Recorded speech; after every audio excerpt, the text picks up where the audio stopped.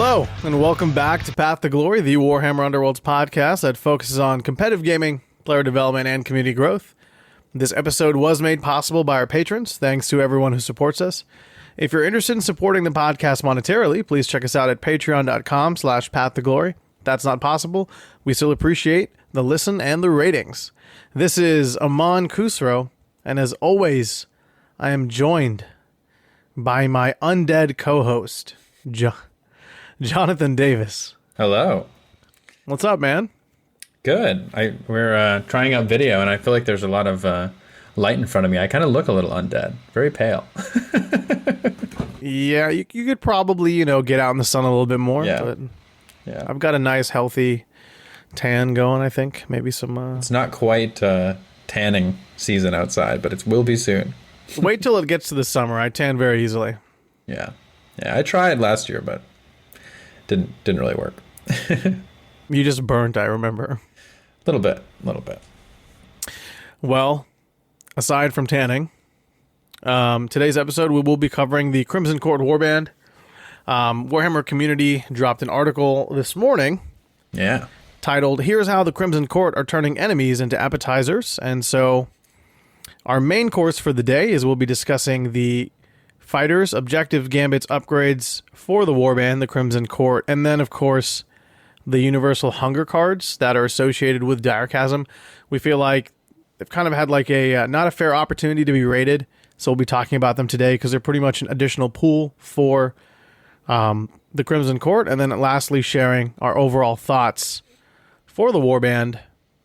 And so I guess we'll go ahead in classic fashion and start with Prince Duval. Prince Duval is the leader of the Warband, and he's a hunter. He looks pretty cool.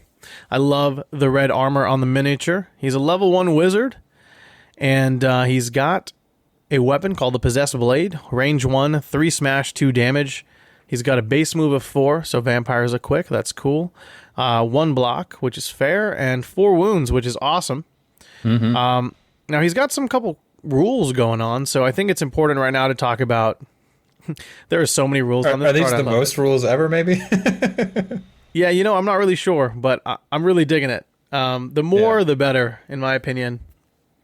So I think it's important to highlight Bloodthirst. So if this fighter has 3 or more hunger counters, he has Bloodthirst and cannot be on guard, which kind of makes sense. So essentially, if he's an angry boy and he's just hungry. wants to, if he's hungry, both, then he cannot be on guard. But it says right here, his Inspire condition. At the end of the action phase, this fighter has no hunger counter. So you're probably wondering, well, how does he gain hunger?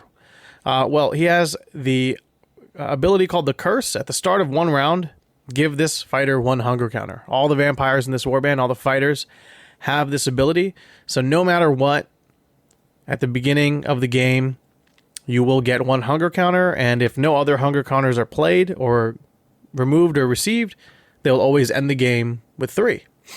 Yeah. Which is... Very Go ahead. good. Very good. Yeah. Super cool.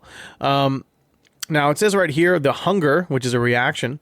So if this fighter, after this fighter's attack action, which takes an adjacent enemy fighter out of action, remove 1 or more hunger counters from this fighter. So that's kind of how you can inspire. So let's say you're a hungry guy, you kill somebody, you drain their blood, and then you can choose to spend at a minimum of 1 or more. And if you do, and until the end of the action phase, if you don't happen to have any hunger counters on this particular fighter, they do become inspired. Now, the cool thing about this warband is they've got pretty much like 3 different like fighter profiles, if you will. Mm-hmm. So we've got Prince Duval as himself. Now, if Prince Duval gets bloodthirsted, right, which means he has 3 or more hunger counters, then he loses 1 of his dice on his very accurate attack, 3 smash, 2 damage. And it goes down to 2 smash, but then it goes to 3 damage. Yeah. Seems like there's nothing getting in between him and a cheeseburger. So it's really cool. I really like the fact that, just off the bat, if you accrue hunger, There's a cool ability. Now, if you happen to spend all your hunger and sate Prince Duval's Bloodthirst, then he becomes inspired. So what happens when he becomes inspired? Well, he gains cleave, which is pretty cool. 3 smash, 2 damage with cleave. He stays at wizard level 1. He does gain additional block. And then he gains a spell. It's called Fiendish Lure. Spell reaction, 1 channel. Use this after this fighter's attack action. Takes the target out of action. If cast, choose one enemy fighter within 4 hexes of this fighter. Push the chosen fighter up to 2 hexes closer to this fighter. So a little bit of a control element there as well. Lots of stuff to talk about just on the first fighter alone. Jonathan, what are your thoughts on this warband? Or this fighter, really? Yeah, he's very interesting. He's a very solid, I would say, like melee beat stick of a fighter. Pretty classic for, like pretty standard, I think, for leaders. Very accurate with 3 smash. I like that a lot. I guess it's worth mentioning that all of the other fighters have the same special rules, except they each get something different when they get bloodthirsted. And then they have like different inspired sides. So they all have bloodthirst and the same inspire and the hunger and the curse rules, which are pretty cool rules. The bloodthirst is interesting. In this case, what do you think? Do you think you want Prince Duval to be bloodthirsted? I guess you're not really mad about it, but I would say usually like +1 damage for +1 dice. That's a pretty even trade in my book. What do you think? Yeah, I mean, and as we share more about this warband, I mean, we've taken our peaks and we've kind of digested them in our own way. It's funny we use digest in a hunger mechanic, but I think what we're going to see here is like, so it depends. Do you want cleave and a reaction and 2 dodge or 2 block, or do you want to just, get 3 damage? And I think personally, 3 damage is easier. Now and it's more useful. And 2 smash is pretty accurate attack action.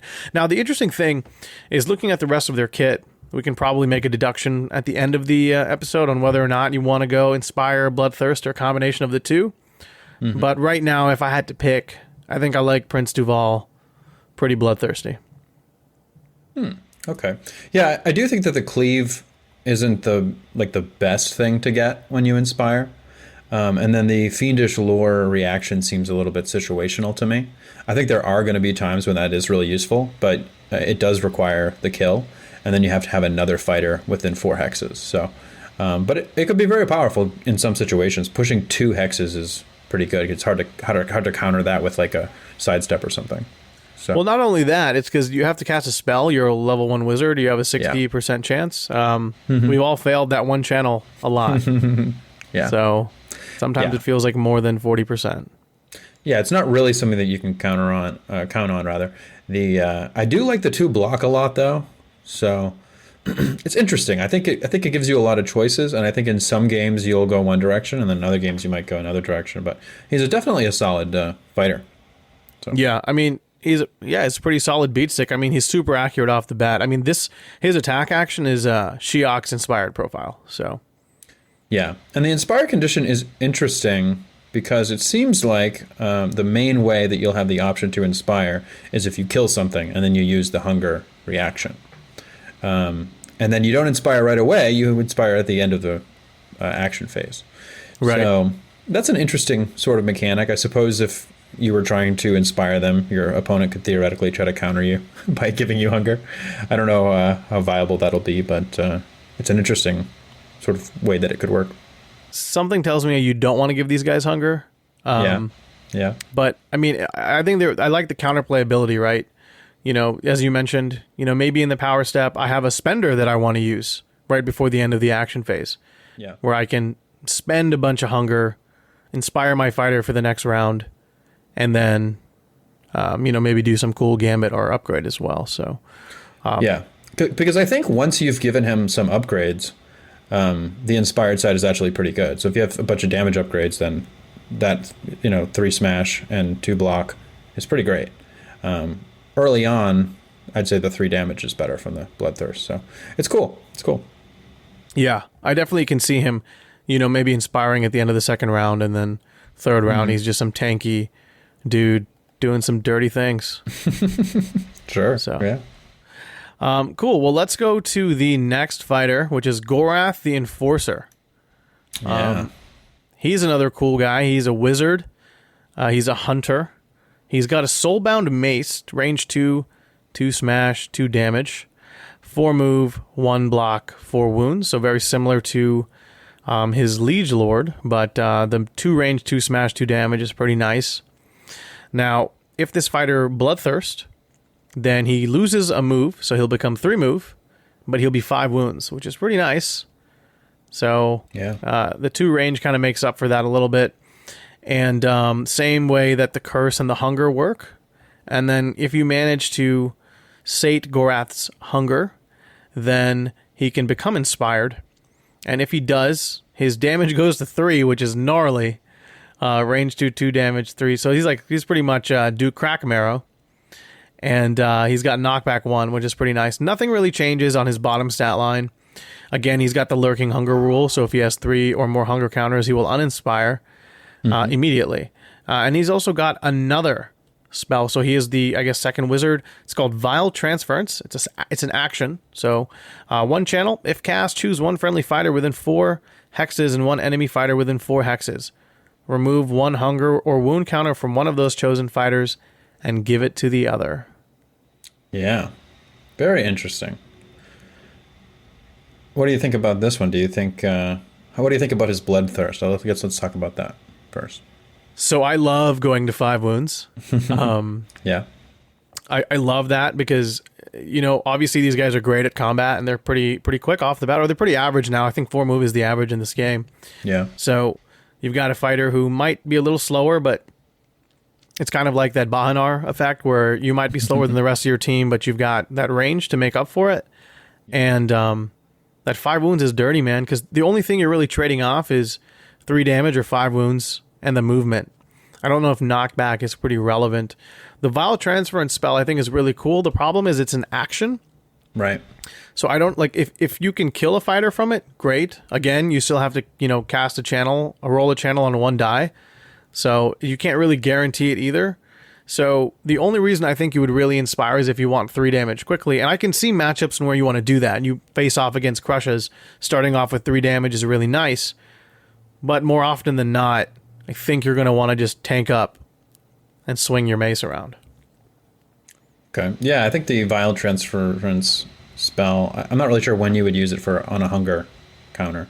So it seems like the main use case is kind of a niche situation when maybe that roll is a little bit more accurate than your attack action and you just need 1 damage to kill somebody. So that is interesting. I guess there could also be objectives for casting spells, so that could be something. But I agree. I don't think you mind the -1 move because 3 move is decent. Particularly this is probably at the end of the first round or the beginning of the second round that you end up bloodthirsting, and so you're probably already in a solid spot. And that range 2 does help a lot. So it's cool. He seems like a solid enough fighter. His range is nice. He kind of reminds me of Bahanar, like you said, or Galligan, although he's not quite as defensive as those 2. So yeah, he seems like a cool guy. Yeah, I'm looking forward to him just smacking people away, man. It's going to be cool. He looks fantastic. The next member of this vile foursome is Velas von Fane. She is a hunter. She's 4 wounds again, 4 move, 1 block, paired blades, 1 range, 2 smash, 2 damage. So pretty accurate warband from the most part. She's got bloodthirst. She's got the same inspire. She's got the curse. She's got the hunger. Now, if this fighter is bloodthirst, she has scything. Oh boy. So she can start spinning in circles, taking down some gits or ghouls. If you manage to inspire her, then she does not gain scything, but instead she gains cleave and ensnare. So pretty much your opponent, if this hits, they can only block on crits. Yeah. And she's always on guard because it seems like she's some sort of duelist, right? So on guard and all that. Yeah, that's really cool.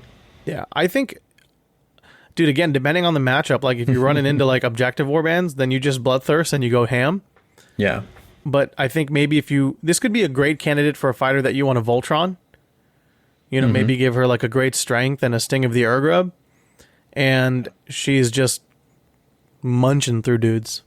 And the cool thing is that you can do both. If you get her bloodthirsted in the first round and send her in, as long as the like last hit from her scything attack is what gets a kill, then you can use the hunger, and then she'll inspire in the third round, and then you can use the other side. So it's not like it's not like you really have to pick. You can just only do one at a time. So it's pretty cool. I do think it seems like it'd be hard to uninspire once you've inspired, but I think you should be able to bloodthirst up, get a kill, and then inspire if you want to. So that's pretty cool. And scything on a 2 smash attack is kind of scary.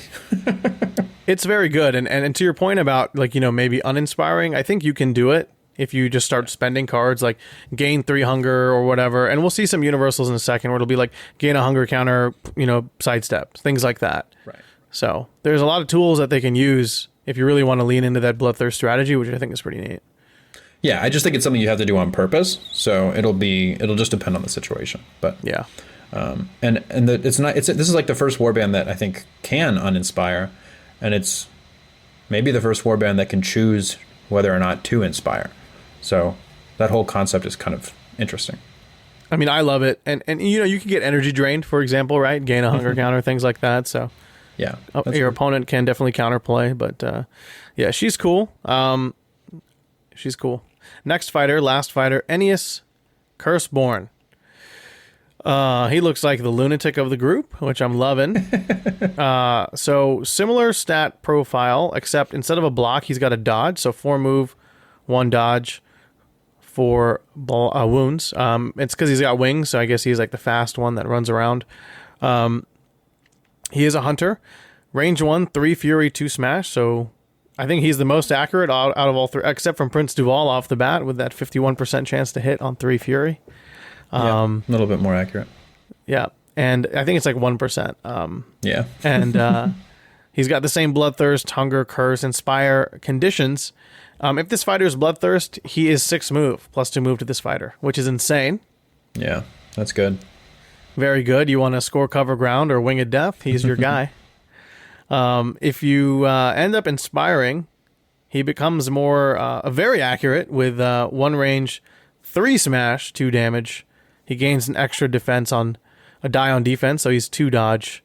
And says right here, when this fighter makes a move action, he can move through blocked and occupied hexes and cannot be dealt damage by lethal hexes. He must end his move action in an empty hex. So he avoids lethal hexes when he's inspired, but when he's uninspired, they still hurt. I guess he's using those wings either way, but he's a little bit more careful when he's inspired. Yeah. Yeah. This is, I think, the first one where I think this is the guy I definitely want to inspire. Because I don't think the 2 move is that good, given a lot of the other ways to get 2 move we have in the game right now.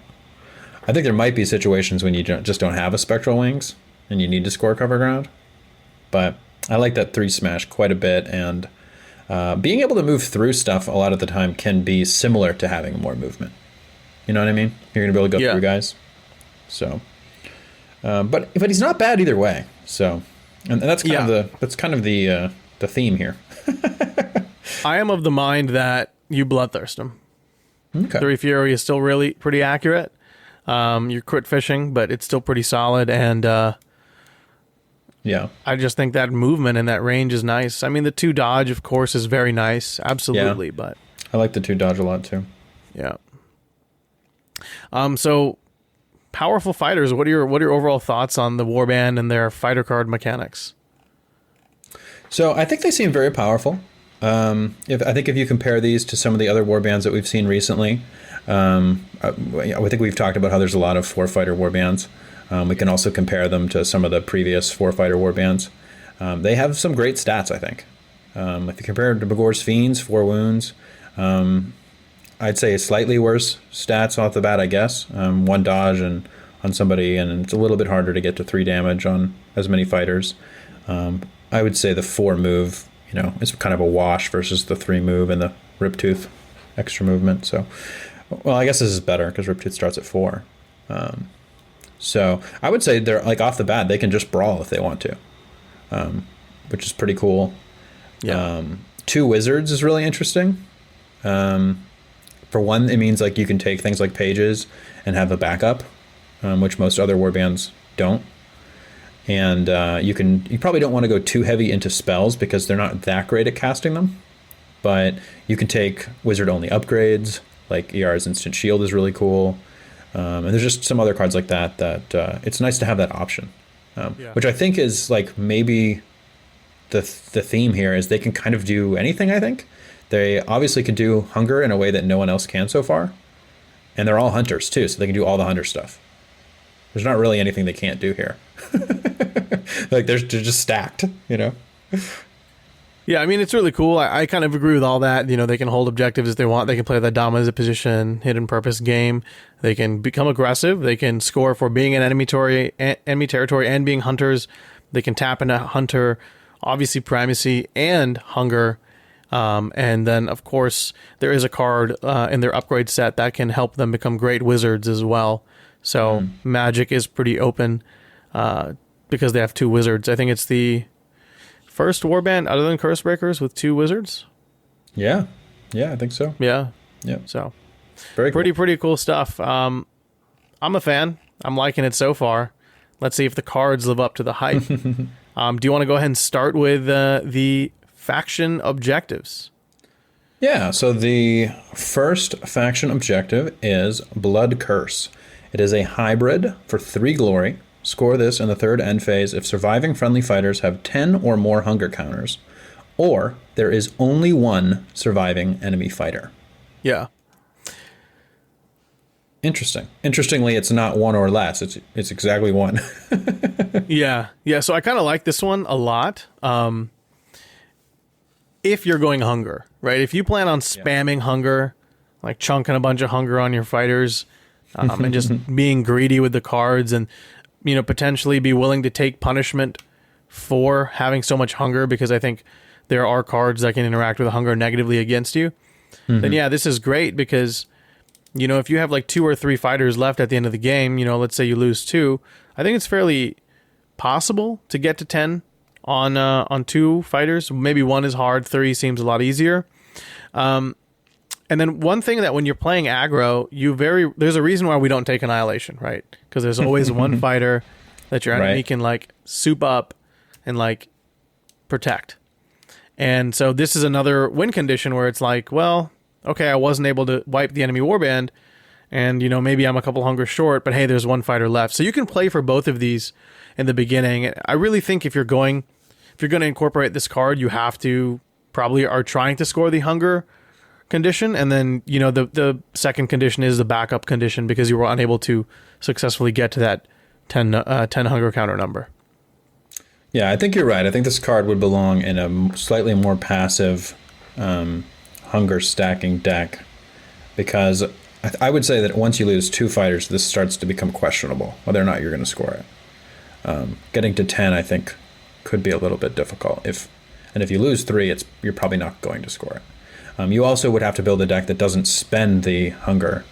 You would mainly want to be gaining it. So that's interesting. I think it's possibly worth considering. I don't think I would put it. It wouldn't be the first thing I put in a deck. It would be something you have to build around. So I guess I'll go to the next one. It is Courtly Hunt.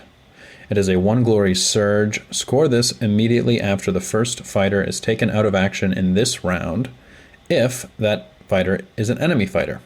So basically, it's strong start. Yes, it essentially is. Yeah. I think Strong Start was a good card for the time, and depending on if you're aggro or not and you're struggling for surges, I think it was a great option. Unfortunately, in this meta, I think there are a lot of great surge cards right now, from Beastgrave and Direchasm. So unless you're like going full aggro, I wouldn't really consider it. And even then, I think a card like Pitiable Death is better, personally. You do have 4 wounds on each fighter, so the likelihood of dying is low, but at the same time, a lot of the other popular warbands right now have fighters who have 3 and 4 wounds. So I don't know. Yeah, it's not a bad card by any means. It's pretty good in the first round, like you said. They all have 4 wounds, but It does. I think it does have trouble competing with the current selection. So. The next one is Crimson Hounds. It's a surge for 1 glory. Score this immediately after an activation in which a friendly fighter made an attack action that targeted an enemy fighter adjacent to 1 or more other friendly fighters. What do you think about that? So I kind of like this one. I think it does require a little bit of setup, but it's this whole concept where like charge with 1 fighter, they miss. You know, maybe that fighter swings back, or they're like, oh, whatever, I'll just use another fighter. And then you charge with your second fighter. You may miss again, but the idea is that, you know, the whole idea is you're ganging up on this prey. Miari is getting wrecked in that photo, and on the card art at least. And so it's interesting. Again, I think there's some great surges that exist outside of the faction set here. But even if you were to just run this, I don't think it's a bad card. I just don't think it's like, oh my god, this is amazing either. Yeah, I agree. A little bit situational. If somebody charges you and misses, then it's pretty good. But otherwise, you might have to spend a push card or something. So it's okay. The next one is Death's Domain. Score this in an end phase if your warband holds all objectives in 1 or more players' territories for 2 glory. What do you think about that? Yeah, so remember mentioned we earlier that they can kind of do everything right. So yeah, this is another great card because you can, jump on an objective, maybe, try to play the dominant position game. And you can kind of do that in your own zone. Keep in mind that, you probably want 2 or less objective tokens in your territory, unless you're maybe playing Feed the Beastgrave with them, which is probably the one thing they can't do. Yeah, that's probably true. So I think this is kind of a trap card, right? Because like for Guardians, it was good, Elthari's Guardians, but then for Wild Hunt, it wasn't good. And so depending on how you want these guys to function, I think these guys lean more towards Wild Hunt than they do Elthari's Guardians, and Rippos have the same card and they don't play it either. So I think it's functionally can be pretty powerful in the right passive deck, which irks me to say that out loud. But I personally think that if most people will play this warband bloodthirsty and aggressively, and I don't think Death's Domain is something that you're going to want to consider unless you're trying to score treasure hunters as well by being in enemy territory. So yeah, I think you're right. I think it's cool when warbands have this card because it's like always in the back of your opponent's head of like, is that what they're trying to do? Yeah. And they're not that great at it, but they're not terrible at it either. I mean, I guess that's the thing is if the opponent doesn't think you have it, then it actually becomes better because you can put 1 objective in your territory and 1 in like no man's territory, and then they have the other ones, and then it might just be a free 2 glory in that first game. So, but it does lose value in best of 3, so something to think about, I guess. Mm-hmm. The next one is a 2 glory hybrid called Gravelords. It says, score this in an end phase if 2 or more surviving friendly fighters are inspired, or each surviving friendly fighter has 2 or more upgrades. What do you think about that? Yeah, so this is a really interesting one because this is a kind of a good card, right? In a way, because you can maybe spend the glory via gambits or, get a kill and then shave it off. And that can be cool because you kind of do, we kind of talked about it already where I think Velas inspired would be cool, and you think Ennius would be cool inspired, and then we're not sure on how Gorath or Duval would do. Well, if the opportunity arises to where you need one of them to inspire, you can.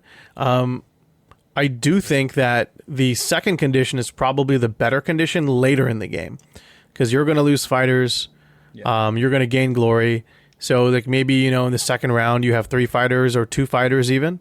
If it's a bloody game, and the third round, 2 or less fighters, stick 2 upgrades on them. That's 2 glory. I think that's really great. I think it's more powerful than loaded with plunder in the third round on 1 fighter. But over the course of the game, again, I do like the option via the hybrid, but I really just think you just score this later when you have enough glory. And your fighters are all good, so you probably want to spread the upgrade love around as well. Yeah, I think this one is very powerful. I think that I am a little bit more friendly towards their inspire conditions. I think the bloodthirst stuff is nice, but it takes time to get It takes time and it takes cards to get bloodthirsted. It's going to take usually more cards to bloodthirst than it will to inspire, because you can inspire for free on a kill, or you can inspire by spending your one and only hunger counter. And maybe there's cards that could get you 2 more, for 1 card. But I think it's a little bit. I think it could be efficient to inspire in some situations. And if you have this in your first hand, then you probably just go for it. Yeah, definitely. Because none of the, like, if they didn't have the bloodthirst, their inspired sides are very solid as far as like a warband goes. You know what I mean? Yeah. No, I'm not disagreeing with you. What I'm saying is, so definitely, if this is in your opening hand, then yeah, inspire 2 fighters, and then my whole thing is like, these guys have a lot of access to hunger, and there are a lot of effects and gambits and upgrades that have come out that like stack hunger. So if you're going to use such powerful gambits, you might as well just tap into the bloodthirst side. So like, yeah, I can definitely see you going, okay, cool, I'll just inspire 2 fighters at the beginning of the round or the game, and then I'll go ahead and bloodthirst them later, or keep them inspired, right? Depending on what you need to be done. The fact is that these fighters have a lot of nuance and options, which I'm really a big fan of. Yeah. You may. I mean, obviously, you're not going to be able to bloodthirst them all in the first round anyway. Too. Like, you're going to have to probably pick 1 or 2 and then go that way. So it's cool. It's a neat card, and I like that it sort of pushes you towards the inspire when maybe most people would prefer bloodthirst. So yeah. Let's go to the next one. I love the pose too. Looks like a very cool album cover. Yeah. The card art on these cards is phenomenal, and we're only like 5 in. Yeah, very cool. The next one is On the Chase. It's a hybrid. Score this in an end phase if each surviving friendly fighter has 1 or more hunger counters, or 1 or more surviving friendly fighters has a move characteristic of 6 or more.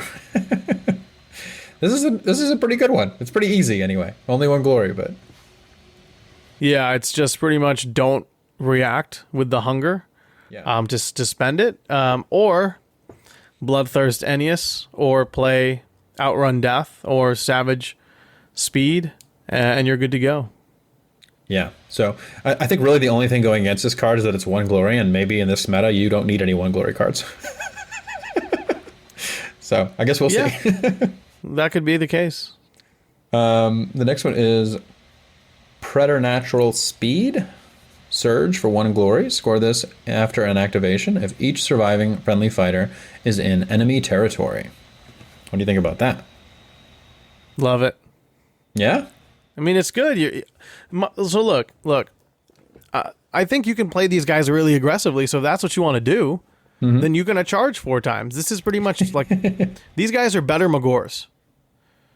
Yeah. So you're going to charge 4 times. You're going to end up in enemy territory. You're probably going to score show of force along the way. And they're all hunters, so there's a lot of end phase synergy with being in enemy territory and being a hunter. So, I mean, I just feel like it's a natural fit to, it's like, cool, charge 4 times, and I got a surge. Didn't even have to kill anything if I couldn't. Yeah, and as long as you've committed to that aggressive play style where you are going to be in their territory, it gets easier to score as the game goes on, as you lose fighters, or as your fighters get into position. So, I think it's a solid card for sure. I think the only reason you wouldn't take it is if you were playing a more defensive strategy.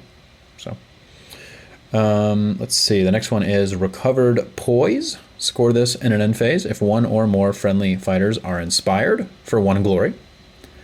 This one's also pretty easy. Yeah, I love the card art here where it's like, you can tell Gorath definitely just like ripped through some bones. He's like wiping his face, and the card art is like, now where were we? Like very vampire-esque. And yeah, it's super easy to do if you're able to get a kill. I do take your point where maybe it's not enough glory. Yeah, I mean that's really the only thing wrong with it. And I think right now, I'm sure this is something we can talk about once we're done reviewing all these cards. But there's a lot of 2 glory cards in the game right now, so I just don't know if you need these. Yeah. Go to the next one. It is Red Ruin. Score this in an end phase if 3 or more enemy fighters are out of action for 2 glory. Love what do you it. think about that? Okay. So Wild Hunt have a similar card. It's called Slay the Corrupted. Yeah. It's the exact same text and glory performance. The thing is like Wild Hunt kind of really only have like 3 fighters that can, kill stuff in the first round. Yeah. Because Althane has a bow. While these guys, like, you could effectively charge, like, maybe Grimwatch or Harrows, and you could do some pretty serious damage. I don't think you're going to be scoring this in the first round. I mean, unless, you get some great dice rolls, which you can against larger warbands. But sometimes you get some really good dice rolls with Wild Hunt. I mean, sometimes you get really good dice rolls with whatever, right? So I think the important thing is, like, if you want to really tilt into kill everything, bloodthirst, aggro, then, like, you can. And this is cool. Now, you're right that there might be some universal cards, like, and we'll get into, like, one's called Dominant Display. There's other ones like Clean Kills and Bold Deeds. Like, those can all synergize there. Those can sometimes be easier to score. So maybe this might be too hard of a card to score, as surprising as that sounds. Yeah, I think it just depends what else you take. I'm a big fan of these cards. I like it in Wild Hunt. I like these are basically the same in my mind as the cards that want you to kill more than half of a warband. Those can be they're a meta call in a similar way. They're a little bit better in some situations and a little bit worse in others, but they tend to be pretty reliable. If you hold on to it into the second and third round, you should score it in most games. So yeah. I think you're right, though. Basically, it's just going to depend what the other options are. I would say for rating this card, I'd probably give it a B, and it's just going to depend on if you have more better Bs, Yeah, I'm actually almost going to give it a C because like, you play a mirror match, it's going to be hard to score. You play into Crushes, it's going to be hard to score. You play this into Ravagers, Magors, it's going to be hard to score. So I only think this is a good card is if the meta shifts towards objective play, and it's not happening right now. So yeah. So while I do love the concept of it, I will amend my initial statement in that there are the other options are probably better. Yeah, and I guess the interesting thing is if we're thinking that this is a meta of 4 fighter warbands, which most of them seem to be 4, it can be kind of difficult. So I guess if that's the case, then you'd rather take the other one, the 3 Glory Blood Curse. For only having 1 fighter left. So, that's interesting. Yeah. Excuse me. The next one is Spirited Attempt. 1 Glory, Surge. Score this immediately after an enemy fighter's attack action that deals damage to a friendly fighter if that friendly fighter is not out of action. Wow. That's very good. It's great against Crushes and Mollog. Well, no, sorry. It's your fighter. I misread. Yeah. I don't know why I misread that. Yes. I mean, it's pretty solid. Like a lot. It's very hard to get 4-shotted or 1-shotted with 4 wounds. Yeah. So, yeah, it's really good. Maybe there might be a meta where like people maybe don't try to attack you to avoid this card, but I still don't think it's ever worth an opponent to not try to kill you. So, I mean, I don't think you have a choice a lot of the time. Yeah. So this might be just like easy glory if it's in your hand. But if you haven't scored it and then it's late in the game, then your opponent might know you have it. Then they might just be like, you know what, it's better not to attack and kind of run in the corner or something, right? Yeah, it's kind of like Martyred for me. Like, that's sort of what it seems like. You might get hit, and then obviously you can't die, but it has that same kind of effect where you get glory for the opponent doing something to you. Yeah, I think it's more akin to Steadfast Defender. Yeah, that's a good example too. Yeah. Right. Yeah. So those cards can be really good in a lot of situations, but sometimes they just clog up your hand. So yeah, and in this, I would say in the current meta right now, probably once the second and third round gets going, there's mostly 1-shotting, I would say. Yes. So yeah. So this is definitely an early game card, but I think it's so good in that first round that I'm at least going to try it out. So for sure. Yeah. Let's see. The next one is Superlative Skill. Surge Hybrid. Score this immediately after a friendly fighter's attack action or an attack action that takes the target out of action if the attack roll contains only successes or that friendly fighter has no wound counters and no hunger counters. That's interesting. What do you think about that? So this one's interesting. I feel like it's a form of steady aim. Yeah. Where like roll successes, but you also have to kill an enemy fighter. So that could be interesting. I feel like it happens pretty fair amount. There is friendly fighter, no wound counters, no hunger counters. That's probably the more trickier of the bunch, and I think anyone who's played with steady aim, I've played a lot of Profiteers, I'm sure you have as well, that can just break your hand sometimes. Yeah, that one doesn't even require the kill. Yeah, so I don't know, this one might be too hard for me, I think, actually. Too hard. Yeah, I think that if, like in a faction-only deck, I think you will score it at some point. But I think in the competitive meta, it probably doesn't make a cut. The next one, and the last of the objectives, is Worthy Opponents.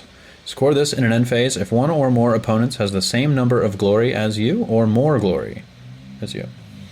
For 1 glory. So, that's okay. Yeah, it's kind of like a catch-up mechanic. I like the theme behind the card, like they're vampires and they're playing with their food. So it's kind of like, oh, wow, they're putting up more of a fight than we thought they would. Respect. Yeah. Kind of, but it's not too glory. That's what it is. Yeah, it's just a little bit too situational. There are better versions of this too, I think. Yeah. But yeah, I think that's a pretty solid selection there. Yeah. I mean, some pretty good cards. A lot of 1 glory cards I'm noticing. 1, 2, 3, 4, 5, 6, 7, 8. Yeah. So, I mean, I don't know if that's average or not, but do you have a favorite? 17 total, so that's not... that's not bad. Not too bad. The 3 glory one helps a lot, obviously. Yes. Do you have a favorite? Yeah.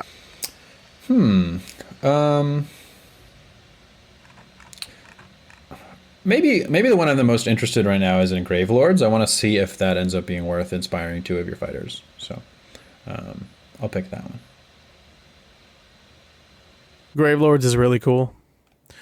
I think from a scoring perspective, I think On the Chase is pretty easy. That's a good one. I also really like Preternatural Speed. Yeah. I think Gravelords is the best one, though, but I'm going to go with one of those 2 since you picked that one. Okay. I also like Spirited Attempt a lot. That would be my second one. Those are probably my 2 favorites. Okay, well, let's go into the Gambits then. You want to take these? Yeah, absolutely. We always alternate. Cool. So first card is Dark Hunger. Actually, let's start with Bestial Transformation, right? Let's go in alphabetical order here. So okay. Yeah, I'm just looking at the picture. So. Yeah. I think it's supposed to go like from right to left and then left to right because Bestial Transformation is higher. So Bestial Transformation. Choose 1 friendly fighter. Discard that fighter's upgrades. That fighter's range 1 attack actions have Cleave and Ensnare, and each enemy fighter is a quarry. This effect persists until that fighter is given an upgrade or until that fighter is taken out of action. Yeah. So this is pretty cool. It's not really a ploy. It's more of an upgrade, but it is a ploy. Well, kind of. I think this is great in the first round when you don't have glory to spend. Yeah, you charge in, and it's very hard for your opponent to block it. Yeah, I also think that it's pretty good. I just think it's pretty good in general. I mean, Cleave and Ensnare is great. It's great in the first round. Yes, you want to put upgrades on people, but you don't want to. You may not want to put them on everybody. So if you get, like, let's say you have some hunger cards and you have this card, if you're able to make the lady, I forget what her name is. Velas. If you're able to get her with the scything and then you give her this, like, that's terrifying. And it would just be fine never to give her an upgrade the rest of the game. Yeah. If that was what she was doing, She's just flinging around, just killing everything. That's kind of cool. Yeah, but if you need to give her an upgrade, then you do, and then it goes away. So yeah, I don't know. Very cool. I'm not sure if it'll make the cut, but it might. It's probably better than Victimize, or like a +1 dice. It's not. It doesn't make your attack easier to hit. It makes it more easier to succeed, right? So if hitting, it's much harder to defend. Yeah, correct. So if you're trying to land an attack, generally I think I'd go with more dice because the more dice you roll, the more propensity you have to roll crits. I do think you're right that the Velas combo sounds fun, but generally I'm taking accuracy because I'm not rolling enough dice to even hit in the first place. Well, I mean, math-wise, I think the defense dice are the reason for an attack's failure almost as often as the attack dice. So I guess I'd have to do the math on it and see what tends to be better, having cleave and ensnare, because basically they can only roll crits against you. Right, but if you're not rolling, like if your attack is 2 smash and you don't roll 2 smash, then it doesn't matter. Is my mentality. Yeah, that's true. That's true. Maybe we'll go to the next one. Yep, Blood Vial. Choose one friendly fighter, remove up to 2 of the chosen fighter's hunger counters, and heal the chosen fighter 1. What do you think? I think really the only reason to take this card is if you want to inspire someone. Yes, 100%. 100%. And I would say I don't think that's probably worth it. Well, it depends, right? Because there are some great cards that we were talking about that score for, having like Gravelords, for example, and 2 inspired fighters. So maybe you get a kill, you play Blood Vial. It could be a nice backup for that reason, yeah. And I think we probably would say we would never take a card just to heal 1, but there are situations when you would be okay healing 1 if you just had it in your hand. So. Well, I think you're absolutely correct in that. I don't even care if this heals. Yep. This helps me, take my fighter to a different state, or rather helps me score glory. So, yeah, I think if you have the synergy built into the deck, then it's worth considering. Yeah. Next card is Dark Glamour, Gambit spell channel. If cast, choose one enemy fighter within 3 hexes of the caster, and give the chosen fighter 1 move token. Ooh.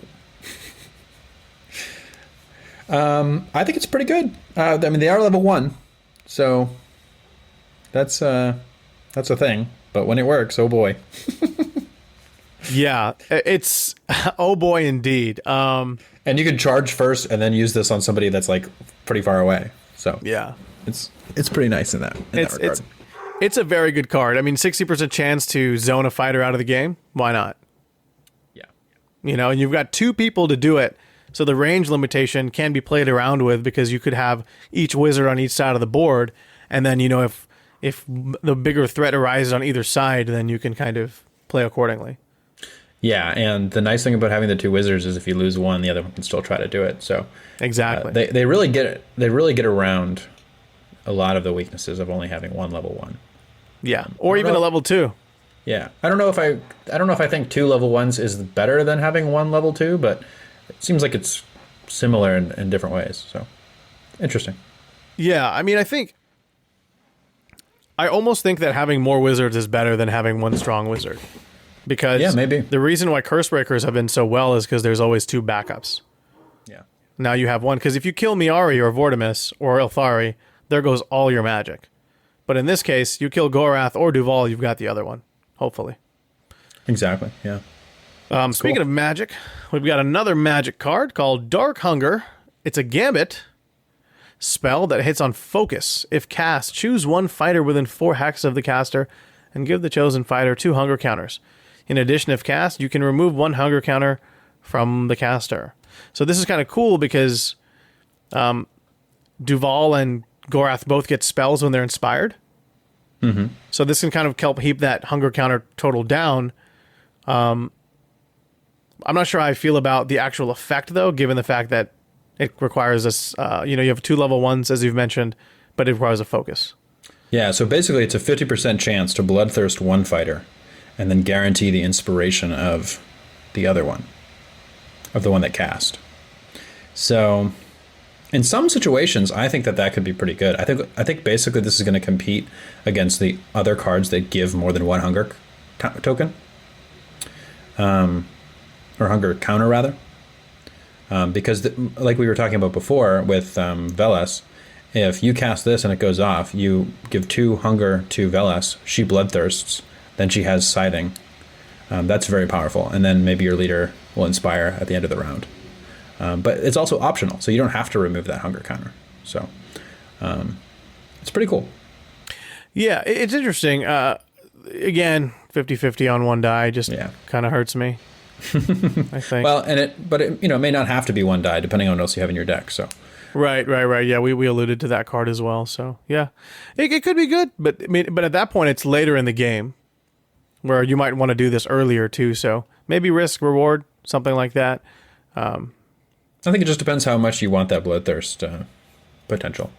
So Agreed. But then again, there could be universal ways to achieve the same effect. So yeah, we've got next card, Deathly Apotheosis. Choose one friendly fighter. While that fighter has bloodthirst, give that fighter one hunger counter at the end of the action phase, and heal that fighter each time that fighter is given one or more hunger counters. While that fighter is inspired, you can re-roll one dice in that fighter's attack rolls. This effect persists until that fighter is taken out of action. So this is pretty much an upgrade. yeah. Basically, this is another persisting ploy that sort of functions as an upgrade. I would say that the inspired effect, rerolling one dice in an attack roll, is pretty solid.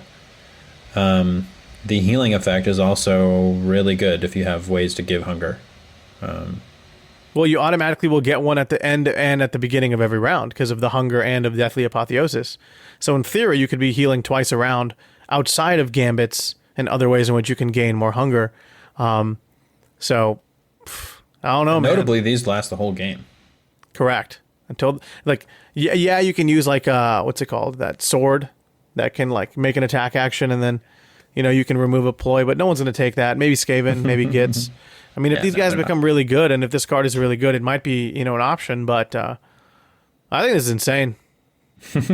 I think it definitely can be. Again, it's going to depend on what other hunger cards you have in your deck, because you can play this in the last power step and then heal 2, and then you've been healed 2.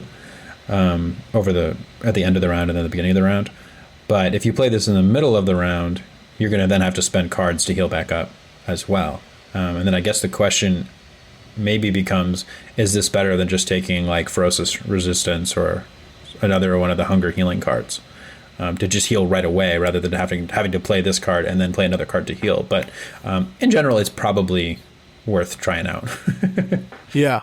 I mean, I don't know. Yeah, just the reroll itself, if you have an inspired guy, it's not going to go to waste. So, yeah, absolutely. At worst case scenario, it's an awakened weapon on an inspired fighter, on the bloodthirsty fighter. And if you're playing bloodthirst, you're probably going to play more aggro potentially. So you can heal a lot and take damage and dish it out even more. So, I'm actually a lot more high on this card than you are, especially because I think. Well, I guess Ferocious Resistance is really good on this warband just because of the hunger stuff, but still. Yeah, and I think we'll go over. I think there's another hunger card that heals 2 if you have a hunger token. So, I think it's just going to depend on the situation. This is really nice, stalling into a round, and it's really, really nice if you have other ways to give hunger to your fighters. So, but I like it. I mean, I'm not saying it's bad. So. I just think it's going to be hard to pick 10 ploys for this warband. So. Oh yeah, definitely. We're not even halfway through. That was actually halfway through. Next card, Driven to Hunt. Pick one and give one hunger counter to each friendly fighter within 2 hexes of your leader, or push the other friendly fighter within 2 hexes of your leader up to 1 hex. What do you think? Yeah, so I think that if you're trying to just bloodthirst everybody, this is a great way to give hunger counters to people. The push is less useful, but still useful. So I think this is worth considering. Yeah, as long as Prince Duval's alive, you get a sidestep, positionally, of course, or it's kind of like Wa Energy. Just start stacking that hunger so you can get closer to doing what you want to do. Yeah, I'd say it's a bit of an early game card, or if you do try to use it later game, you need to be aware of where your positioning is. But I think it's decent enough. Yeah, I definitely think so. Next card, Quicksilver Advance. Choose one friendly fighter, then pick one. The chosen fighter makes one move action, or you remove one of that fighter's charge tokens and give that fighter one move token. I like this one a lot. This is really cool. It is. Yeah, particularly on the second guy. What's his name? Gorath? Yeah, Gorath. Particularly on Gorath, because he's got that range. So you charge in with him, and then you just start swatting people if you need to. That's really cool. The just making a move action in general is strong too. So I like the flexibility there. Yeah, this is really cool because this reminds me a lot of Second Wind. It essentially is Second Wind on the second condition. So you can like make a crazy charge. It's one of those cards where like you can kind of take that game defining charge, and then if it misses, this could be your second shot and your next activation. Or it can be a retreat. You can charge in and then move back out. Correct. Yes, or it could be a retreat. So very, very cool card. Lots of flexibility. I think whether you're playing passively or aggressively, this could be really good. Like maybe you're trying to hold objectives so you can score, holding everything in your territory, and then someone knocks you off. Boom, move your fighter. Yep. Yep. Functions is an amazingly powerful sidestep. the best one in the game. So. Well, I don't know. There's one for the Slanesh that do really well. Dark Desires, I think, is really good, but this could be this is up there. Which is pretty neat. This is a 4x move. So that's true. Yeah. It's a very powerful. Pretty incredible. Yeah. Mighty Strike. We've seen a lot of these in the past. +1 damage to the first attack action made by a friendly fighter in the next activation. What do you think? Yeah. These are okay. The more accuracy you have in the situation, the better. I just don't know if these are worth a slot in a meta with so much damage in upgrades. So I think you just take 4 or 5 damage upgrades, and then if you take other things in your ploys. So, but a solid card for a faction deck. So. Yeah, I mean, I'm just trying to do stretch examples here. Like maybe you've got Deathly Apotheosis on a, inspired fighter, then maybe you're more likely to hit. So you throw this on there, you're more likely to do that damage. So I can see why you could be attracted to this, but ultimately, if you're a fan of this podcast, you're going to know that we just don't like cards like these. We will always take the damage and the upgrades, and we'll always take the accuracy instead. So yeah, I think that's correct. Last 2 cards here. Next one is Startling Competence. Reaction. Play this after an enemy's attack action that deals damage to a friendly fighter. Pick one. Remove one of that friendly fighter's hunger counters, or draw 1 power card, or push that friendly fighter 1 hex. Kind of just do whatever you want there. Yes. I think this one is okay. You do have to get hit, and then I guess you don't have to survive. Enemy fighter's attack action that deals damage to a friendly fighter. Yeah. So it'd be in the deal damage step, not check if the enemy fighter's out of your fighter's out of action step. So. Yeah. So either way, I guess you could draw the card if you wanted to. Yes. If they did die, but. I kind of like the theory behind it, because like. And actually, I think if you have. Oh no, maybe that's another one. I think it's okay. I mean, the push is okay. You can maybe move closer to somebody. I think you're right that it's before the drive back step. Oh no, it's actually after the entire attack action. Play this after an enemy fighter's attack action. Attack action, yeah. Yeah. So it's after the entire attack action. So it would be. So your fighter would have to survive. Right. Well, no, it doesn't. Yeah. No. Yes. If it doesn't survive, you can draw the card. Exactly. If it does survive, you can take. That's where I'm getting tripped up. Hunger counter off. I don't think you usually want to do that, but maybe you'd want to try to set somebody up for inspiring. I think the push could be situationally useful, but in general, I'm not crazy about it. Yeah, sound really enthused about this one, but I really think the idea behind this card is kind of cool. You're kind of like bloodthirsting around, wilding out. Your opponent that you consider prey is like all of a sudden showing more competence than you gave them credit for, so maybe you want to get serious. So maybe Duval's in enemy territory, he's swinging around, over 3 damage, he starts maybe taking some wounds, and you're like, you know what, maybe I can inspire him, prop him up to 2 block instead. He's a little bit more survivable, and I can move forward from there. Ultimately, will this enter my power deck? I'm not really sure. Probably not.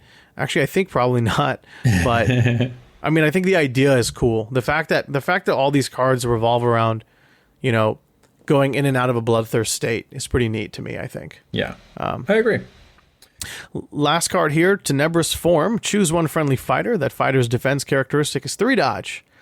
That fighter cannot make actions or reactions, cannot cast spells, cannot be on guard, cannot hold objectives, and cannot be driven back. This effect persists until the end of the phase or until the fighter is taken out of action. Pretty much a oh crap button to try to save somebody. who Yeah. might almost die. Yeah, that's interesting. They can't be driven back, I think, is actually a buff in that situation. Yeah, it is. I guess you can't hold the objectives, though. So that's interesting. I don't really know if I end up taking this one, but it does make one fighter really annoying to kill. So you I think just it's gonna be charge cool. and then blow it, and it's fine. Yeah, you charge, blow it, and then maybe you avoid retaliation, potentially. Yeah. Yeah, situationally, it could be pretty good. We've all missed attacks on Autopod a lot recently, so we're Yeah. talking from experience. Plus, like, Mollog or Cursebreaker on 3 dodge with Substance Siphon can be quite annoying as well, so. Yeah. Is good. Do you have a favorite Gambit? I guess it would probably have to be Quicksilver Advance. That's a good one. I like Dark Glamour. Mm-hmm. I'm a big fan of slap and remove tokens on people, so I can do whatever I want. Yeah. So that or Deathly Apotheosis is pretty neat. Yeah, true. All right, upgrades. You're up. All right. The first upgrade is Blood Chalice. It is restricted to wizards, and it says when you give this to a fighter, remove that fighter's hunger counters, and they gain +1 wizard level, and a special rule that says this fighter cannot have hunger counters. So basically, you give it to one of the wizards, and they will inspire, and they're level 2. Pretty cool. Yeah, it's pretty neat. I kind of like this as like a way to just like pseudo inspire. It's pretty much like inspire my fighter at the end of the round as well. So that's kind of cool because if you have like, cards that we've mentioned earlier that score off inspired fighters, this can be a cool way to do it. And I think it's kind of cool with probably Duval's reaction because it's a reaction. You don't necessarily want to be spending actions to do Gorath's spell. Yeah. So I kind of like this. This opens up magic a little bit more to you. So maybe Dark Glamour goes off more often than not, things like that. So maybe you can do like a hunting bolt as well if you wanted to. So yeah, I think it opens up the magic quite a bit. I think if you're going to do Lost Pages, I think Duval is kind of the best person for that because of the second defense dice. Sure. And then if you give him this, then he's really set up to do that. He can have a Yar's instant shield. So I think there's a place for that. And then if you're going to do that, I feel like you probably want to go for inspiring. So then you're going to take some of the inspiring objectives. And I think you can kind of see how a like magic and inspire build would come together. Yeah. I just don't think you run Lost Pages with these guys because they have so many good upgrades. You can't fit them all. And then you need all that damage as well. But certainly I know there's someone out there in the United Kingdom who's plotting right now. So. I think that if your plan is to make a defensive build with a lot of hunger gambits, then I think the pages sound good. But yeah, I think you're right that it's going to depend on the build. Yeah. Okay, you want to go to the next one? Yeah, the next one is Deathly Majesty. It is restricted to Duval, -1 dice from adjacent fighters' attack actions that target this fighter to a minimum of 1. Importantly, this is not range 1. This is just -1 dice. So that's really good. Yeah, it's pretty good. We've seen how powerful this is in like Lady Heroes, who can like stack this on one of their fighters, and they kind of do it to good effect. So you kind of dive Duval in, slap this upgrade on him, comes a lot harder to hit. If he's inspired, he becomes a lot harder to make a successful attack action because not only do you have less dice, but he has more defense as well. So I think it's a really good card for an aggro player who's wanting Duval to play a big role in their game. Yeah, I think it works pretty good defensively too if you're going to try to do like a stacking situation. So correct. Yeah, I mean, just, again, like you mentioned, Lost Pages could be good there. Yeah, I think just in like it's one of the rare fighter restricted cards that I think I like, but it's very powerful. So the next one is Enforcer's Cloak, restricted to Gorath. It is a reaction. After an attack action that targets this fighter, place this fighter in an empty hex adjacent to the attacker. Then discard this card. So you teleport. It's kind of cool. Yeah. So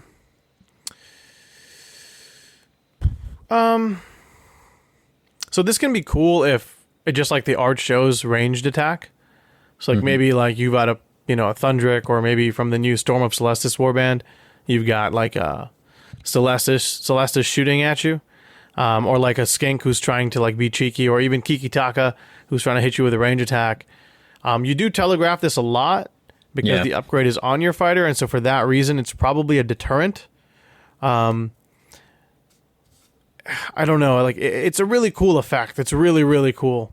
I don't see it going in the deck just because you highly telegraph this play to the point where you're like, it's up to your opponent to trigger it at that point. Now, if you're putting this on a Gorath in enemy territory and you're just smacking around, this could be a really cool way to reposition your fighter. Could be fun in Arena Mortis too. Well, yeah, but we don't talk about that here. Okay.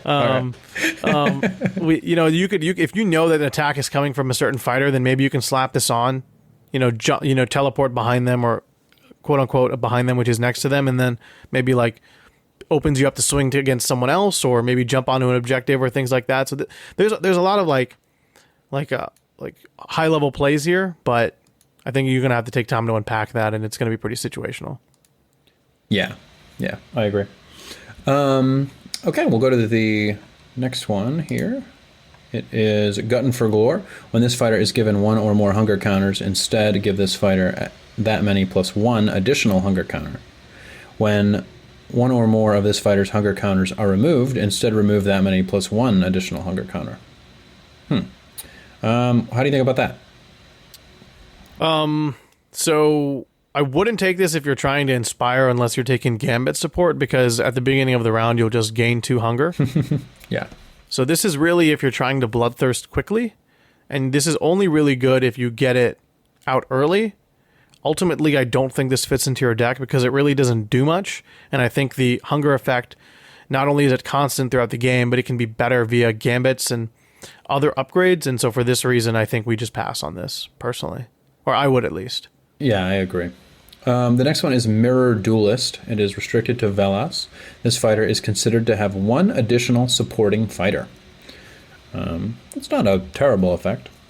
Well, this can be really good, right? Because if you get that reroll with her, then she's a fairly accurate fighter. And then if you have Scything with the Bloodthirst, again, she's a fairly accurate fighter, because then your supports will count. And they're not just getting the sole benefit from, their supports as well, because you're probably attacking at least 2 fighters. So it's fighter restricted. And as you mentioned earlier, we're not really big fans of fighter restricted cards.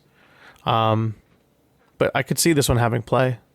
Yeah, I think it just also competes with other accuracy upgrades. Yes. Because it's not really that much better than any other ones. So I think it just depends on, what your restricted slots are doing and stuff like that. So yeah, like a Savage Visage is just better.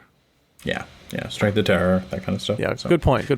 The next one is Ripping Claws, restricted to Aeneas. Reaction: after this fighter's successful Savage Assault attack action, deal 1 damage to the target. Okay. Yeah, so Aeneas has like a +1 damage. Cool. Give him great strength. And then if he dies, you can give it to someone else. So, yeah, just a little bit too restrictive there, I think. The next one is Undying Evil. It's a reaction upgrade. During an attack action that targets this fighter before the deal damage step, if this fighter would be taken out of action by that attack, roll 1 defense dice. On a roll of block, the combat sequence ends. After this reaction, discard this card. So a 33% chance to not die. Yeah, what is that card from season 1? It was like Soul... Yeah, Soul Trap. Soul Trap. Yeah. I mean, on a roll of 33% chance to not die. I mean, as you mentioned, really good for lost pages. It can save your game plan 33% of the time. So, not a bad card. Not a good one either, I think, unless you have a specific game plan in mind. Yeah. Apologize if you can hear my werewolves in the background. But it's getting dark out here, and so the vamps are exciting them. Yeah, they are. The next one is Vampiric Might. +1 damage to this fighter's range 1 and range 2 attack actions if this fighter is inspired. +2 damage to this fighter's range 1 and range 2 attack actions on a critical hit if this fighter has Bloodthirst. That's pretty cool. Yeah, very cool. Very, very cool. So If you are, yeah, I mean, I really like the built-in, what's the card called? Concealed weapon. Concealed weapon. Yeah, that's really nice. It's really good on Anais. It's really good on Prince Duval with 3 smash. Yep, just a bit of a late game card because you have to either be inspired or have the Bloodthirst. But most upgrades are going on, end of the first round anyways, right? Yeah. So I think it has a good balance to it because the 2 damage is very powerful. And you're going to want to soup up a guy anyway, probably. Yeah. So. If you Voltron a Hunger Fighter, this is good.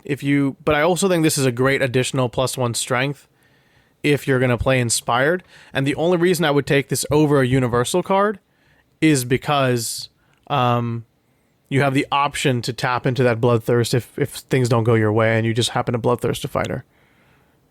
Right. It'll just be annoying in the rare circumstance that you want to use it early and you don't have, you just aren't either one of those things. So Inspired or Bloodthirst. So pretty cool design there, I think.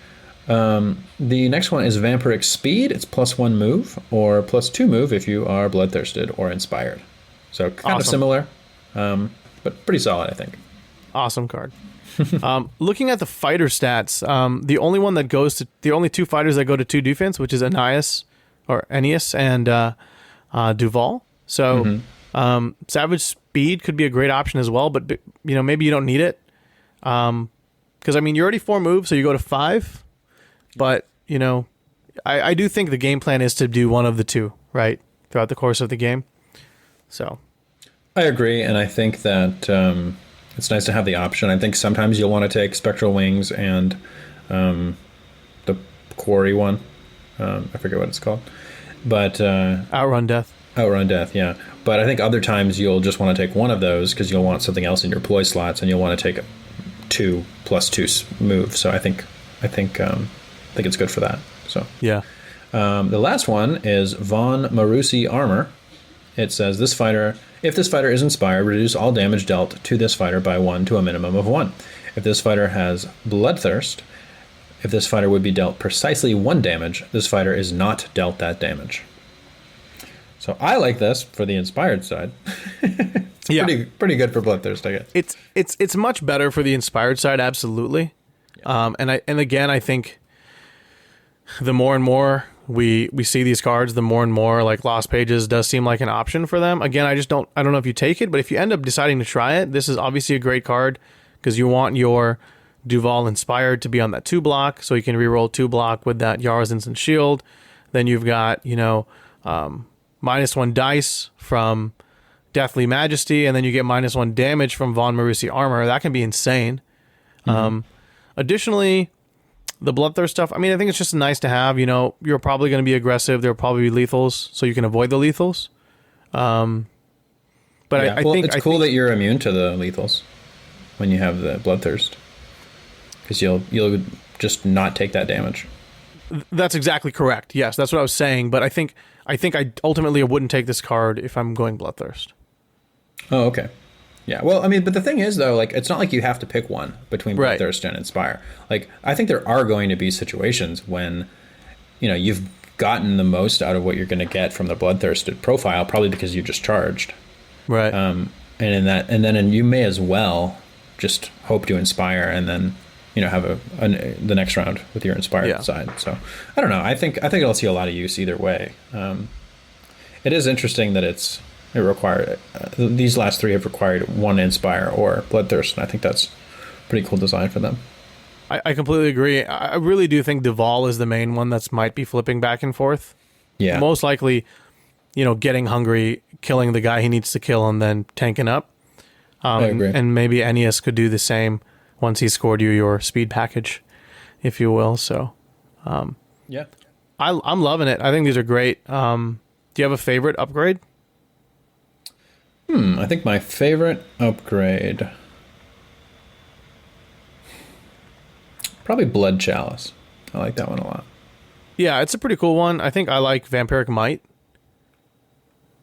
Yeah, that's a cool one. Yeah, it's cool. And there's going to be some crit damage.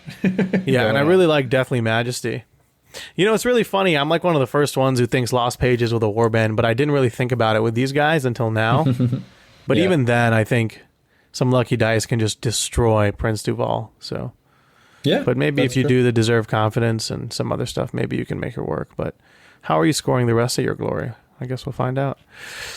So yeah, cool. That kind of concludes it for the Crimson Court. I mean, I think a fantastic warband. I mean, what, like, some really cool miniatures, some really cool fighters, some cool mechanics, bloodthirsting and inspiring, and sating that hunger. Some really cool cards. I mean, like, what do you think overall of this warband? I think they're a cool design. I think they're a little bit complicated Yes. compared to some of these other warbands. It's also interesting that you have so much choice. You can sort of like decide to inspire or decide not to inspire. And then because I think you're going to be doing most of the application of hunger, I don't think your opponent's going to be giving you that many hunger counters. You also get to decide if you want to uninspire and re-bloodthirst. So you have a lot of choice over like what you want your fighters to be like, which is, I would say, pretty unique. But they seem pretty powerful to me. I don't think there aren't really that many cards that they have that really scream out to me as like being amazingly overpowered. I think maybe the Quicksilver Advance and Deathly Apotheosis are going to have some cool moments where they do a lot of damage, or they have a big impact. But I don't know. It's an interesting set. I think the biggest thing for me is just how flexible they are, because they can do magic and hunter stuff and aggro and hunger like no one else can, and they can probably be a control or an aggro objective flex kind of warband. I don't think they can really do pure hold objectives. I don't think they really have the tools for it, and the Bloodthirst not allowing guard is kind of bad for that play style. But I don't know. I think it's a pretty cool warband, and I'm excited to try them out. Yeah, I completely agree. I think it's a very high skill cap warband. I think a lot of people will find success early by bloodthirsting and going ham, which is fine. Like you have the stats of, like we mentioned earlier, Magors, where you can just steamroll a lower wounded opponent. I think that skill ceiling is going to come into play when you fight against warbands that you can't necessarily just steamroll if you roll well. And that comes down to Crushas. Even Harrows, I think, can be difficult given their dice. Grimwatch can, have the Duke and they can score. You've got Mollog, you've got Cursebreakers, Ravagers. I mean, you've 4 orcs around the corner. Like, there's a lot of cool stuff out there. And so I think being able to figure out when you want to bloodthirst and when you want to inspire might be really interesting. What I really find interesting is that they've got a bunch of hunger cards that can actually augment their game plan. So whether it's removing that hunger so you can inspire, or keep continually stacking that hunger to eventually try to score Blood Curse, I think can be really fascinating. So I'm a big fan of what we've seen thus far. I do think they're going to be a really popular warband. I think they're going to be aggressive. I think there's some control elements there as well, particularly with the Lost Pages and stacking a bunch of hunger.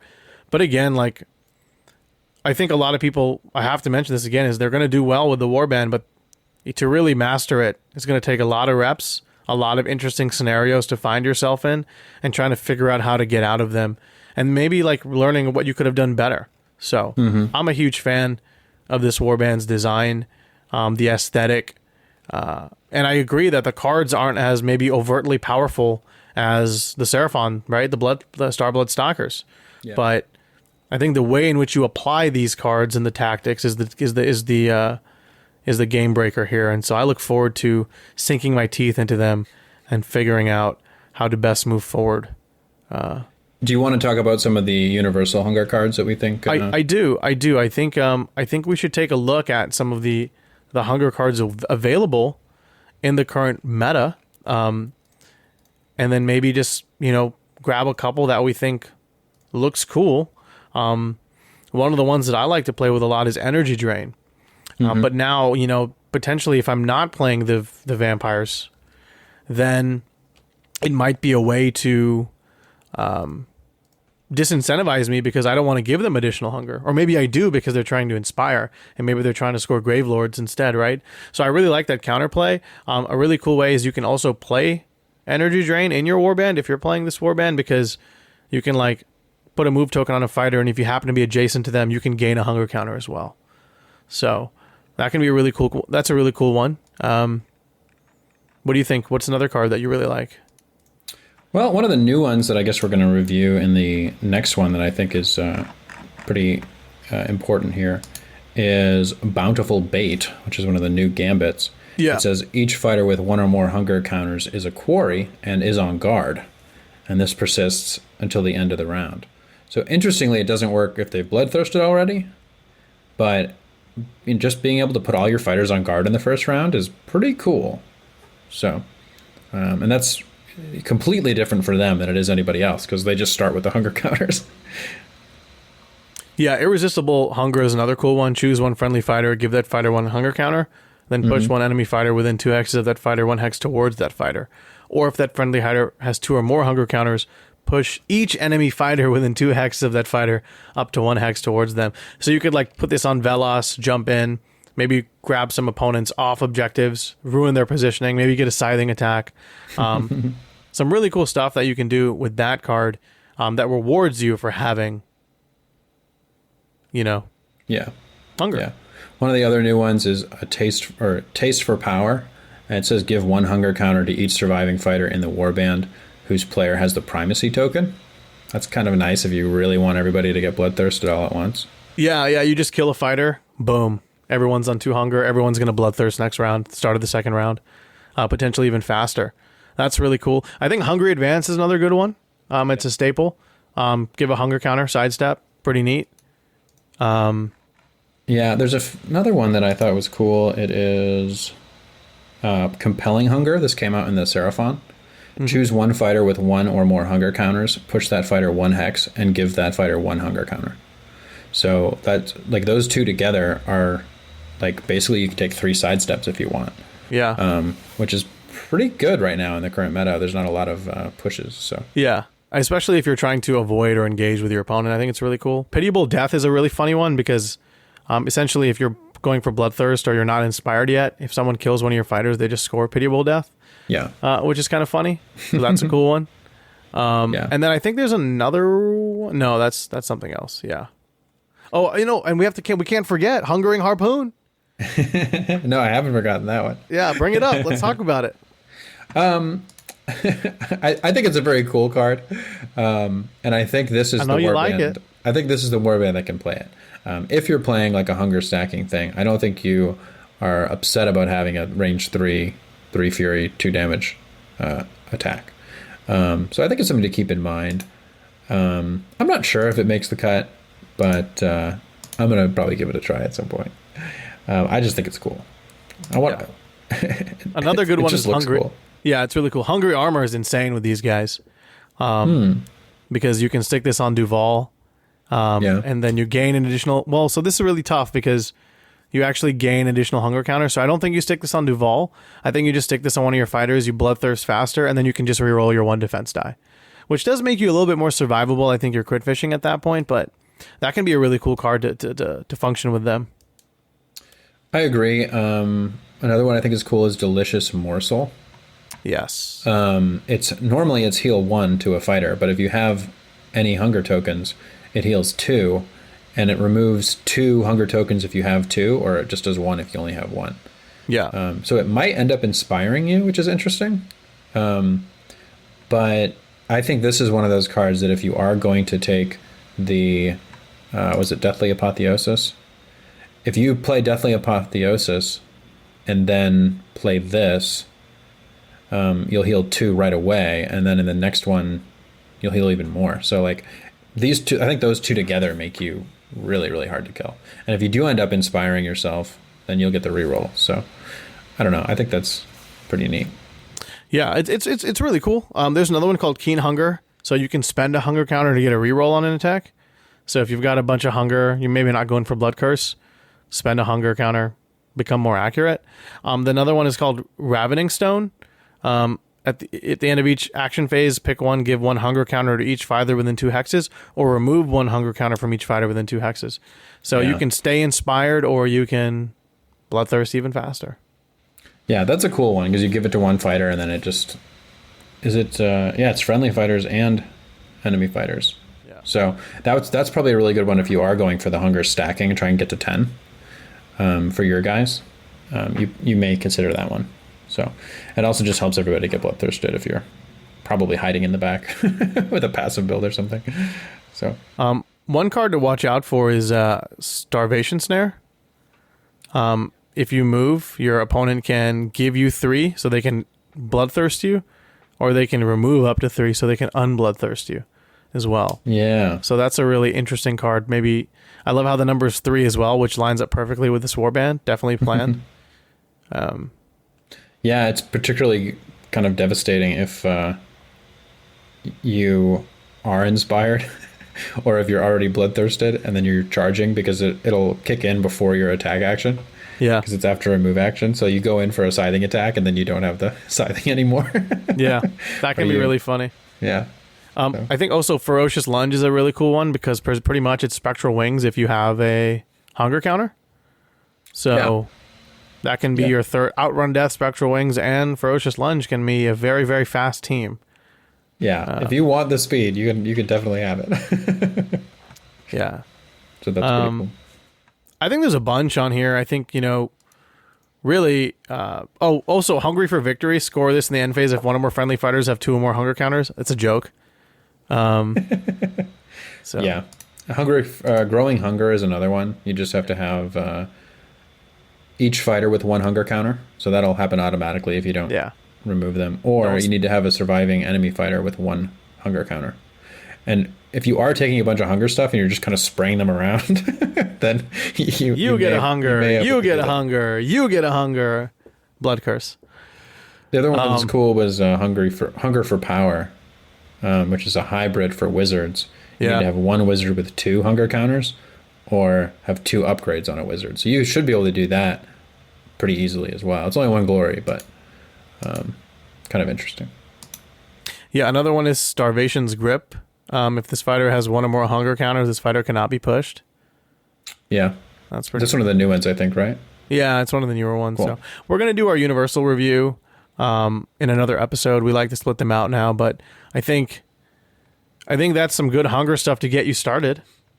And yeah, it's kind of like they have an extra like 15 or so, 20 or so hunger cards or faction cards for them because I don't think there's enough application really to have this be worth it yet. Yeah, I mean, like you can channeled hunger, score this in the end phase if 1 or more friendly wizards with 1 or more hunger counters is holding an objective. I mean, it's okay. Easy.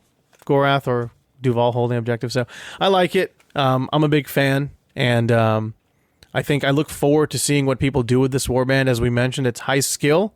It's high reward. And the miniatures are beautiful. Yeah. And I look forward to seeing how everyone paints their guys up. When you paint them, are you going to stick with a red theme or are you going to go for something different?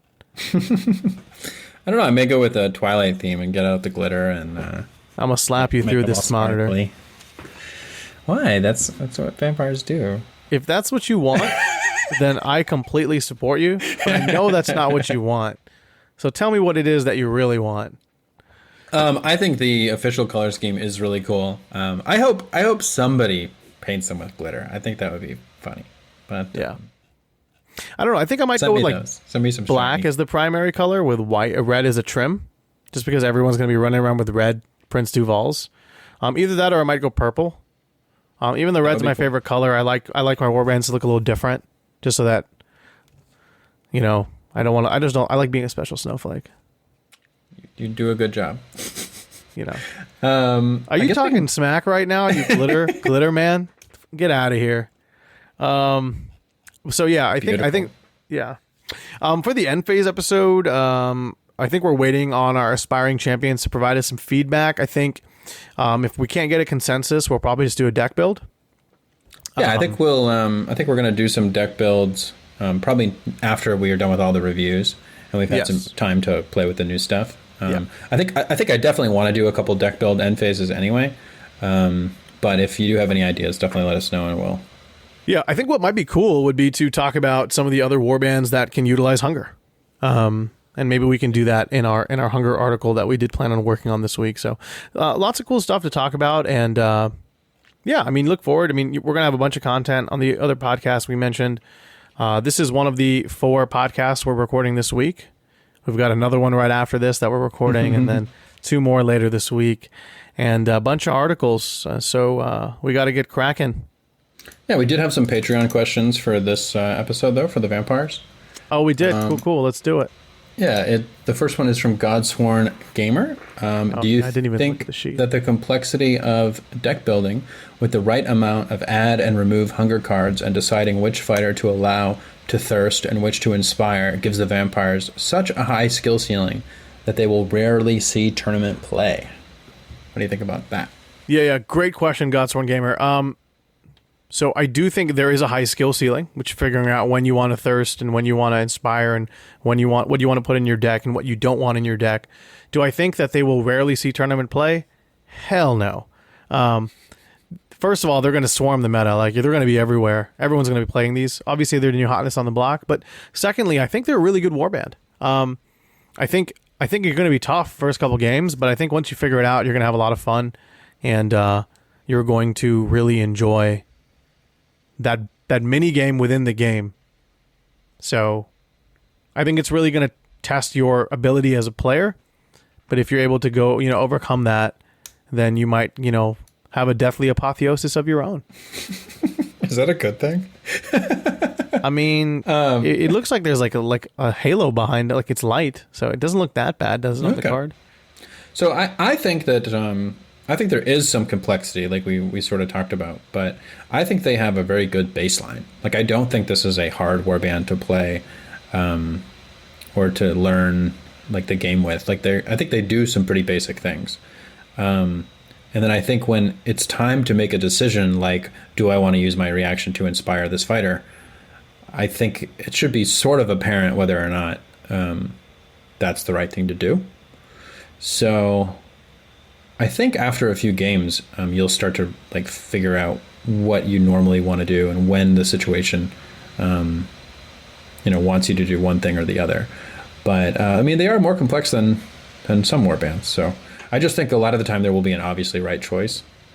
But I do think the deck building is going to be more complex, but not in a bad way, not in a way that makes them like hard to play or hard to win games with. Probably in a way that makes them easier to play and easier to make decks with. Yeah, I think this warband is like the exact way you would describe Warhammer Underworlds: easy to play, hard to master. Yeah, I think the skill ceiling is high. Like, I think that very good players will be able to get more out of this warband, but I don't think it's a hard warband for a new player to pick up. Agreed. Next question is from Kyler. At first glance, do you think they break the hunger mechanic like Man Trappers did at first for Hunter? Jonathan. Absolutely. 100%, yes. I mean, basically, they're the only person that can use hunger right now. Maybe there's like one other person. I think Cursebreakers can do it. Yeah. I think Cursebreakers can do it, given the new support from the Universals. And if Cursebreakers can, maybe Nurgle can. Just because they're kind of similar. Yeah. But it's not going to be the same here. And I think Hrothgorn is a perfect example of, like, Hrothgorn to the Hunter Quarry mechanic is going to be a lot like this. That said, we are only now past the halfway point, I think, of cards for this season, right? So we have this is the fifth war. This is the fourth warband. No, this is the fifth warband. Yeah, so we're just right past halfway. Right. So, for all we know, there's going to be just as many more hunger cards, and then because what we really need for hunger to work for everyone is basically the same thing we needed for the Hunter and Quarry effect. Is we need the effect to be something that you take almost for free, like Savage Speed and Savage Strength. You would take those cards whether or not they made you a hunter, but because they do, and because they're good cards, then you can make some cool combos. You can do some hunter stuff with people that you may not have been able to. It's going to be the same thing for this. Like, Hungry Advance is a good card by itself, and it happens to give you a hunger counter. So if we get a lot more like that, Like if there was a spectral wings that gave you a hunger counter, then you would take that. And then you can start to, get some synergy there. But it's just a lot of work because of the way that you apply the counters and then you benefit from having them, and the timing can be a little suboptimal. So while I do agree in the same way that Hrothgorn kind of quote unquote broke the hunter mechanic, I think you get a lot more out of the hunter mechanic with Hrothgorn than you do maybe with hunger, because making everyone a quarry is just ridiculous. But gaining hunger for free, and again, you mentioned this, and we always talk about this, is like free stuff is great in this game because it makes it more viable when you don't mind it doing something else as well. So being able to tap into that hunger is cool, but if you're trying to play an inspired version of the warband, then that benefit doesn't really help you. Right. Unless you're spending counters, which fine, that's fair. There's a certain like give and take there, but like Hrothgorn making everything a quarry is still significantly stronger and worse for the hunter quarry mechanic than it is for vampires to gain one free hunger counter every round. I agree, and I think the reason for that is because the quality of the hunter quarry cards tends to be higher than the hunger cards are right now. I wouldn't say we really have any or many like A-level hunger cards, even for the vampires. Like there's not like a ready for action for hunger. There's not but if they ever did make a ready for action card, it'd be silly. Sure. And Strength of Terror is a restricted card, so I don't know if we're necessarily comparing apples to apples here. Well, what I mean is that Hunter's Talisman should probably be restricted. It's a amazing card, but it's really only amazing for like it's Hrothgorn like blasts it out of the park. You know what I mean? Where like Victimize for Hrothgorn is a card that you would take if it was restricted. So far, I don't think we've seen cards of that level for the hunger mechanic. And if we did, then I think you could say that the vampires having the hunger built into them is a very, very big advantage for them. Right now they have a larger pool, but I don't know if that in itself really gives them that much of an advantage with this current card selection. Right, that makes sense. No, I agree with you. I don't think that's what I'm saying.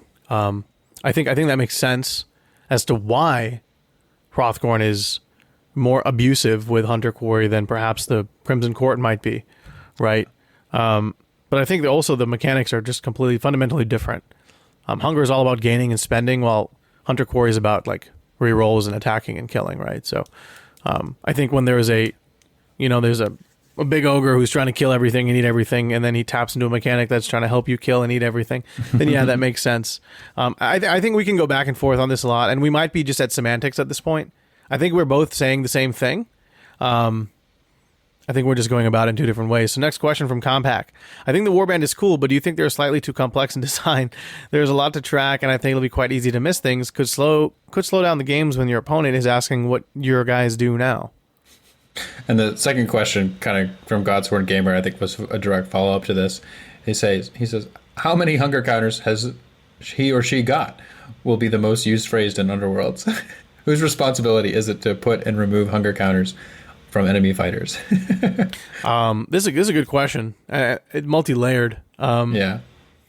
I think at first it always takes time. If you're not familiar with, like, I think when Jonathan and I start playing games, even if it's a warband we haven't seen in a while, we're like, wait, how many wounds does this fighter have again? What's their attack action? Like, those are normal questions. I think what's going to happen is like, yeah, you're going to see a lot of people like saying, what does your fighter do now? But that always happens in the first game or two. But if you go to a tournament, it's not going to slow it down, because the expectation is what your deck does, what your opponent's warband does. You've practiced and prepped for that. You should be fine. Now, if it's like a local store tournament, yeah, I'm sure there'll be some slower games there. But from a competitive standpoint, I don't really think it's going to be an issue. Whether it's an online tournament or anything like that. In terms of responsibility, it's your responsibility to remind your opponent to put hunger counters on there, which kind of might be it can be taxing over time, but it's the same way that they put wound counters on there. Yeah, I mean, it's both players' responsibility to make sure the game is like proceeding along with the rules. I don't think it's going to be that hard to remember to put one hunger counter on your fighter at the beginning of a round. Like, that's just something that you're going to do. Other than that, I think it's actually going to be pretty intuitive. When you put enough tokens on or counters on a fighter to bloodthirst them, you're going to say, now Velis is bloodthirsted and she gains this. Like, I find the more that you like talk out everything that you do and the implication of it, like when I equip, deserve confidence, I'll mention that it has now been activated, and I think you just do that kind of thing. So I think it'll be a little bit of a learning curve, just like any new warband, but I don't think it's going to be that big of a deal. I think you just talk your way through it. Absolutely. I do the same thing where it's like, yeah, now I have my 3rd upgrade, so I get +1 wound. I can't be driven back, So yeah, that's super helpful, and that's a really good game practice. Yep. Next just question. makes it easier for everybody, and then you everything goes faster. So 100%. The next question is from Compact as well. It says, do you think it's better to inspire or to bloodthirst? My initial read is a bloodthirst because of the stat changes, upgrades, and the objectives, but I would like to know your thoughts on the pod. Talked about it a little, I guess. I think that you will bloodthirst some fighters, and then you'll inspire others throughout the course of the game. Maybe a slight advantage to bloodthirst. So I kind of agree. I think for me, you're going to bloodthirst early in the game. And then at that point, you're going to decide whether you want to stay bloodthirsted or you want to inspire. It's very, very easy to just tap into that bloodthirst and take advantage of some of the benefits, especially with Anais or a scything attack from Velis. I think the only one that might behoove you to inspire off the bat, depending on the level of survivability you want to give them, is Prince Duval. And I think he has a lot of cards that he can benefit from by being on the defensive. Yeah, I also think that he benefits the least from the bloodthirst. I think the +1 damage can be nice, but I think losing the dice can be bad. I think it'll be kind of annoying if you miss on 2 dice when he could have had 3. Yeah, you can just give him a great strength instead or something. But like I think like if he was 2 damage, 2 smash, and I got to choose whether I was gaining 1 damage or 1 dice, I think I would usually take the dice. It depends, right? It's a scenario. Yeah, like, do you not have great strength? Or, by the way, you do not take Feral Symbiote with this warband. But if you have like great strength or Sting of the Urgrip, because you don't want to give him Savage Strength if you want to keep him inspired, right? So the idea is like, do you have 1 or 2 cards, or maybe there's a 3rd somewhere? No, then you might go for it. Right? I think you actually could take Feral Symbiote because probably at most you're going to take 1 damage. But I don't think it's a big deal, really. I guess there's a lot of healing. The other thing is that, like, except for Gorath, you actually aren't that much harder to kill when you're bloodthirsted. You're not any harder to kill, except for Gorath. So what a lot of the time you'll want to do is get bloodthirsted and then go in for the kill, and then if you get the kill, you'll have a choice of whether or not you want to be inspired in the next round. And I think sometimes you'll want to make that choice, but I don't think that means you won't want to bloodthirst. You just may bloodthirst to set up to be more durable in the next round for a couple people, like the leader and Anais. So well, yeah, that's exactly what I'm saying, right? It's like you bloodthirst early, and then you make that decision in the 2nd and 3rd round if you want to. So yeah, I think so. Yeah. If the Inspire was automatic, I think you would do it a lot more. But because it's at the end of the round, it doesn't really give you a benefit right away. But I don't think the Bloodthirst gives you that much of a benefit either. So I don't know. It's interesting. The next question is from Val. He asks, do you think I should call myself Prince Duval now? Maybe after winning something with them, he says. That's really funny. Val, you can call yourself whatever you'd like. As long as we don't have to say your full name, I'm cool with it. So, because apparently we butcher it every time. I think Prince Duval is fine. I think Duval is fine. You don't have to be a prince. You can just be Duval. But yeah, do whatever you want, man. But yes, after you win, for sure. Actually, you know what? After you win, straight out of Shadespire, with the Crimson Court, I will refer to you as Prince Duval. I can't even say it right. Prince Duval from this point onwards. I think that's fair enough. Cool. So, all right. Thanks again for submitting these questions. Really appreciate it. Thanks for listening to the podcast. Before Jonathan runs the outro again, just some quick reminders. We've got the semifinal of our Path to Glory Alliance League running this weekend, where the two of us and Still City will tag team and cover some games between Team Bay Tomato and the Amberbone Pillow Fighters. Yeah. Additionally, keep keep your eyes on for our patrons. If you're a patron, keep your eyes out for end phase episodes, which will drop next week. I think we've just got a lot of content we need to run through, but after that, we'll go ahead and give you the goodies. So thanks for being patrons and supporting us and appreciating us. The platforms we're using right now and the tools we're using are all because of your help. So thank you. Yeah, absolutely. All right, well, that is going to be it for this episode. Once again, thank you to our patron supporters. If you'd like to join our current patrons, you can do so at patreon.com/pathtoglory. You can find all of our blog content on pathtoglorypodcast.com. If you have any feedback, questions, or comments, let us know on Facebook, Twitter, or Discord at Path to Glory Podcast. This was the first episode that we've recorded for YouTube, so you can also give us comments there and let us know what you think or what we should do in the future for that. Please rate and subscribe to the podcast on iTunes, Spotify, YouTube, or wherever you listen. And as always, thanks for listening, and we wish you the best of luck on your path to glory. What do you get when you cross a snowman and a vampire? What? Frostbite. Oh. One more. That's a bad. Okay. Is it bad, though? I thought it was great. It's a good one. I mean, they're all bad, but... They're all bad, sure. Why didn't the vampire attack Taylor Swift? Why? Because she had bad blood. Should I just go away and go on my coffin break? All right, we're done.